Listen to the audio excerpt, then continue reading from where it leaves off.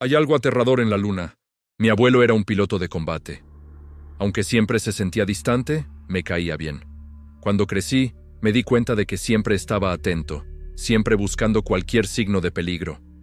El shock de guerra, el trastorno de estrés postraumático, tiene muchos nombres. Mi madre me dijo que él no solía ser así, que cambió cuando volvió de Vietnam. La profesión de mi abuelo fue probablemente la razón por la que me obsesioné con el espacio, los astronautas, los aviones y los pilotos. Solíamos hablar de ello cuando estábamos juntos. Era un oficial muy competente y de alto rango en el ejército, y conocía a algunas personas, incluso a un par de astronautas muy conocidos. Cuando una vez le pregunté si había conocido a alguien que hubiera ido a la luna, me contestó simplemente: «No me hables nunca de la luna, chico. Murió en 2004 por causas naturales. Hace unos 2 meses decidimos renovar la vieja casa de mis abuelos. Mientras limpiaba el ático, encontré una vieja caja metálica.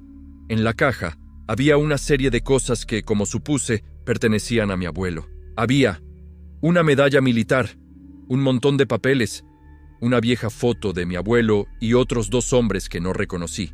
Mi abuelo parecía tener unos 40 años, así que supongo que la foto fue tomada en los años 70. Todos llevaban trajes espaciales y la escena era el típico telón de fondo utilizado por la NASA, pero faltaba el logotipo. Solo un fondo monocromo en blanco. El parche de la misión se titulaba Rompedor del Amanecer. No entendí nada. ¿Mi abuelo era un astronauta? ¿Por qué nunca le habló a nadie de esto? ¿Rompedor del Amanecer? Nunca oí hablar de esa misión. Debe haber sido encubierta muy bien. Pero, ¿por qué? Encontré las respuestas en los papeles del fondo de la caja. A continuación escribo el contenido literal, pero advierto que a muchos les puede resultar muy perturbador. Mi querida familia, si alguna vez encuentran esto, debo confesar algo. En 1972, yo no estaba en Vietnam. No debía decírselo a nadie, pero si habéis encontrado esto, probablemente ya no importe.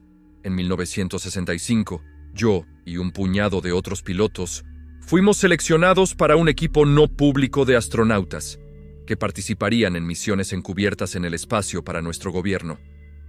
No tendríamos la gloria y la fama de los astronautas normales, pero nuestro país nos necesitaba, y por eso estábamos allí. A principios de 1972, nos dijeron que, durante un periodo de tiempo no especificado, nuestro país tenía un satélite secreto orbitando la Luna. Nunca nos dijeron qué hacía, ni por qué estaba allí. Solo que unas semanas antes se había estrellado en la superficie de la cara oculta de la Luna, por razones desconocidas, y que los datos que transportaba eran cruciales. El gobierno necesitaba recuperarlos, y por ello nos enviaba a mí y a otros 2 astronautas a recuperar el módulo de memoria del satélite. El equipo de la proyectada misión Apolo 18 nos fue transferido esencialmente. Por lo que nos habían dicho, el equipo del Apolo estaba furioso. Después de todo, tenían una razón para estarlo. Parecía que quien estaba a nuestro cargo era mucho más poderoso que la NASA. Toda la misión era de alto secreto, obviamente. Fui oficialmente enviado a Vietnam, mientras que en realidad nos sometimos a un extenso entrenamiento para la misión. Después de un par de meses, nos encontramos de pie en la plataforma de lanzamiento frente al cohete gigante que nos llevaría a la Luna. Yo era el comandante de la misión, mientras que el teniente Carver era el piloto del módulo de excursión, LM, y el teniente Ackerman era el piloto del módulo de mando, CSM. El vuelo a la Luna duró aproximadamente 3 días. Después de llegar, hicimos un par de órbitas alrededor de ella. Cada vez que volábamos detrás del horizonte creado por la propia Luna, sentía un poco de impotencia cuando nuestra comunicación con todo el mundo se oscurecía, ya que la señal quedaba oscurecida por la masa esférica de roca y polvo que teníamos debajo. La cara oscura de la Luna no se parecía en nada a la cara clara que vemos casi a diario. En lugar de lisos campos grises y tranquilos mares lunares, estaba completamente cubierta de oscuros y profundos cráteres y agujeros, como si estuviera siendo devorada lentamente por el propio universo. Finalmente, se decidió iniciar el descenso a la superficie. Carver y yo intercambiamos deseos de buena suerte con Ackerman, y en el módulo lunar llamado Caronte, nos separamos del CSM llamado Trinidad. Después de anunciar «Caronte ha tocado tierra», la respuesta no fue de vítores y aplausos, sino simplemente «Tened cuidado ahí fuera, amigos». Así de fácil quedamos aislados del resto del mundo. Ackerman era nuestro único enlace. Mientras estaba sobre el lado de la luz, podía comunicarse con el comando de tierra, y mientras estaba sobre el lado oscuro, podía comunicarse con nosotros. Nunca ambos a la vez.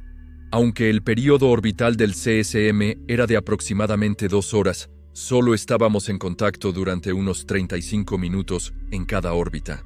Aterrizamos en un plano dentro de un enorme cráter. En contra de lo que algunos creen, el Sol ilumina la cara oscura de la Luna de la misma manera que la cara clara. La cantidad de luz depende de la fase lunar. En el lugar en el que aterrizamos, aún brillaba la luz del día, pero sabíamos que en unos días se haría de noche. Me sentía emocionado y curioso por lo que nos esperaba en este mundo extraterrestre. Esperamos durante 1 hora y media la respuesta del mando de Ackerman, y pasamos el tiempo preparando nuestros trajes. Todo estaba en absoluto silencio cuando pisé la superficie de la Luna. Intenté pensar en algo excesivamente inspirador que decir, pero esos tiempos ya habían pasado. Con Carver, montamos el rover, y tras clavar nuestra bandera junto a la nave, nos pusimos en marcha. Mientras atravesábamos la superficie, vi lo que pareció un destello, como un resplandor reflejado por algo metálico en la lejanía. Como era bastante común ver destellos de luz debido a un interesante fenómeno físico causado por la radiación espacial que interactuaba con nuestros ojos, no le di mucha importancia y pronto lo olvidé. Después de conducir un par de horas, llegamos al satélite, o a lo que quedaba de él. Enseguida nos dimos cuenta de que algo no iba bien. Había docenas de huellas alrededor de la sonda, que conducían a un conjunto de 2 pistas que se arrastraban en la distancia. «¿Qué demonios es esto?», preguntó Carver con incredulidad. «No lo sé, pero parece que alguien consiguió lo que vinimos a buscar antes que nosotros», respondí. Las pistas, como las huellas, eran diferentes a las nuestras. Quienquiera que tomara los datos no estaba aquí bajo la bandera americana. Como esperaba, no encontramos la caja de datos. Encontramos la parte donde debía estar, pero faltaba. Por suerte para nosotros, estábamos en contacto con Ackerman, así que nos pusimos en contacto con él para describir nuestros hallazgos. «Esto no tiene ningún sentido. ¿Quién lo tomaría? Los rusos ni siquiera tienen un programa lunar. Incluso si alguien lo tomó, ¿cómo podríamos no estar al tanto de eso? ¿Cómo pueden los rusos aterrizar en la Luna sin que nos demos cuenta?», respondió. «Por lo que sabemos, los rusos no tienen ni idea de que estamos aquí», dijo Carver por radio. «Vamos a seguir el rastro», corté su conversación. «¿Están seguros de esto?», preguntó Ackerman.